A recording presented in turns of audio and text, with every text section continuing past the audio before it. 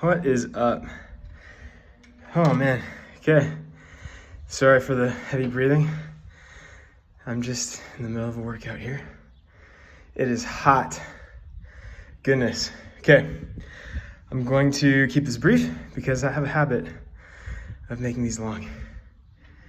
So I think the last time that we spoke, John and his girlfriend came to visit me here in France. It was so nice to see them. It was really, really good. We went out for a lot of food. We had a day in Spain. We went to San Sebastian Beach. Honestly, the most beautiful beach I think I've ever seen in my entire life. Highly recommend everyone check that out. Went to Pamplona where they run with the bulls. So you know that I signed up for that, for sure. That's actually kind of crazy. You don't have to sign up at all. I've booked the hostel is what I meant to say, but there's no waivers, there's no fees, there's nothing. You just show up. So that's booked for July 7th and 8th. And then, yeah, just explored around. But there was a time where before John and Haley had come that the Lord, I felt like, was really leading me to do a fast. And so I did a 3-day fast. It was actually amazing what had happened. The Lord did a few things. One really quick thing that I'll say, he did something every day, but the first day, I felt like I needed to go downstairs and make some tea with some milk. I never put milk in tea, really. And long story short, I do that.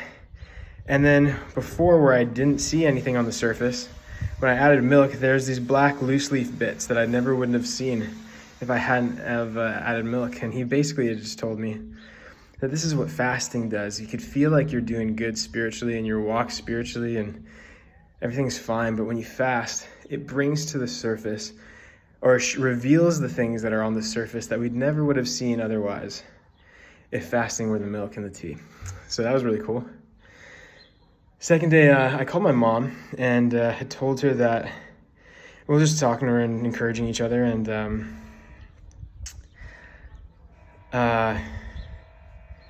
basically the conversation went about where I was letting her know, or just we were talking about this wedding that I'm going to be going to in Calgary in the end of September. And long story short, that conversation ended. Later that day, she texted me saying that she wanted to send me money to cover for the flight. And she said this money is specifically for the flight.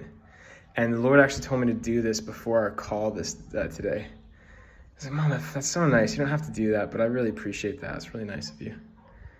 And the third day, before I even got out of bed when I woke up, the Lord showed me a vision of me in Edmonton working, doing the business, at my parents' house.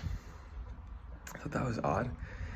And then during the day, on the third day of the fast, I remember sitting at my desk in my room, asking the Lord for clarity. Just like, God, reveal to me what you want me to do, what it is I'm doing, and like what your will is, all this stuff.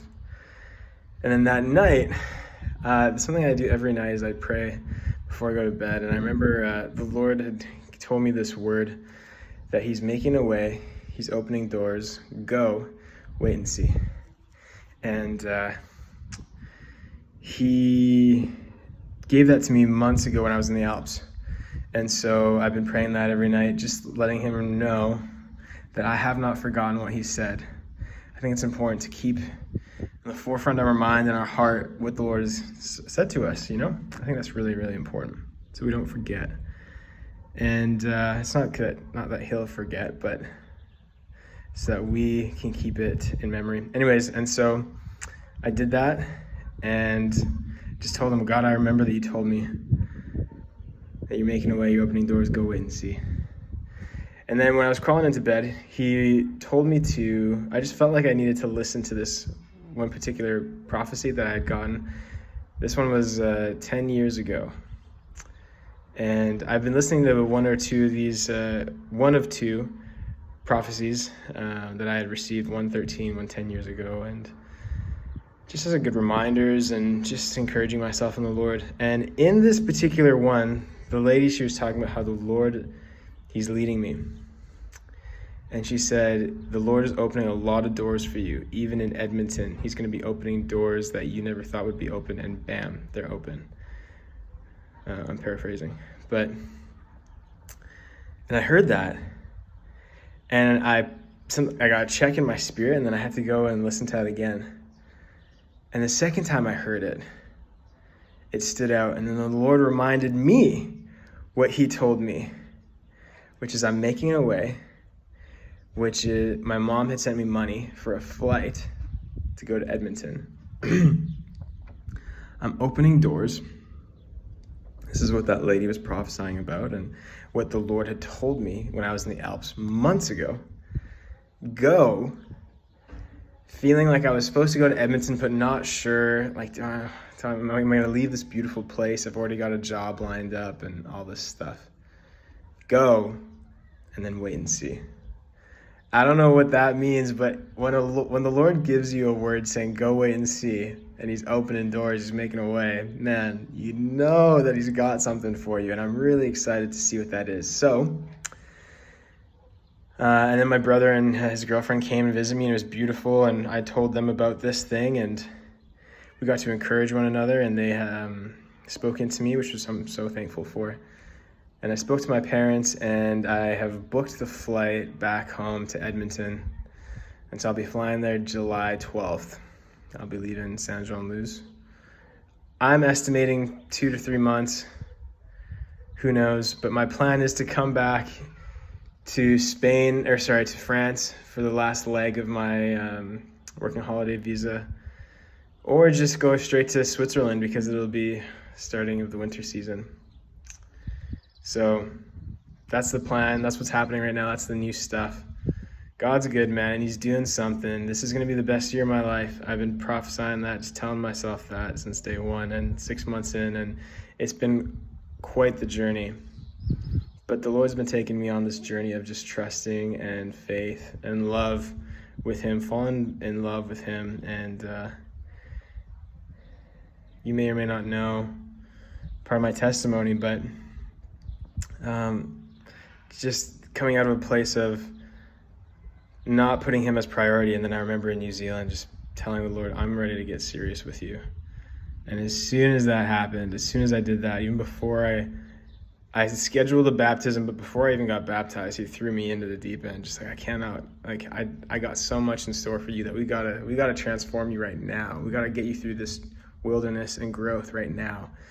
And man, how many know that your blessing and destiny, or what the Lord has you here for, is not just for you, is for the community around you and for your loved ones, and you are here to be a blessing to other people. And so I'm excited to see what the Lord's going to do.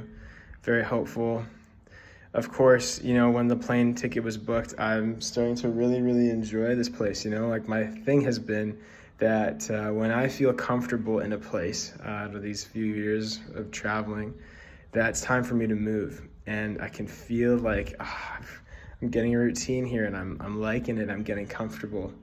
And isn't it just like God to say, no, don't get too comfortable. It's time to move, time to keep going, change the environment, and go back to the place that I don't really want to go. But it's interesting that the Lord's bringing me to that place. And he's opening doors. The timing works out good as well. I'm helping out my family. They're wanting to move, and so the timing couldn't be better. And so God's good, man. And I'll keep you updated on the happenings. But that's the new update for you. And excited to see what's going to come. So just enjoying this time while I have it here in Saint Jean-Luz. Going to go run with the Bulls in July.